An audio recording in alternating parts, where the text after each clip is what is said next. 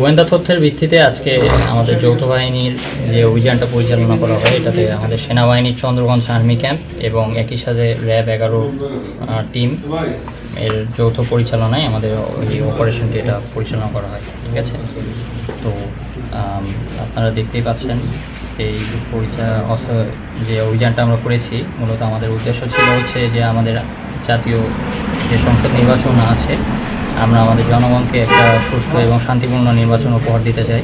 তো সেই লক্ষ্যে আমরা যত প্রকার এইসব অবৈধ অস্ত্র এবং গোলাবারুদ যা আছে তার বিরুদ্ধে আমরা এই অভিযানটি পরিচালনা করি এবং আমরা এখানে 2 জন শীর্ষ সন্ত্রাসীকে গ্রেপ্তার করি।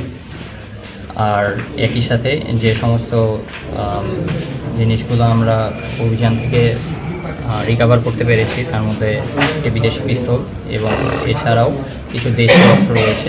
তাছাড়াও তাদের সাথে কথা বলে পরবর্তীতে আমরা জানতে পারি যে তাদের একটি পরিকল্পনা ছিল নির্বাচনকে কেন্দ্র করে, নির্বাচন বানচাল করার ব্যাপারে তাদের একটি বড় পরিকল্পনা ছিল এবং যাকে কেন্দ্র করেই তাদের এই বিরুদ্ধে অভিযানটি পরিচালনা করা হয়।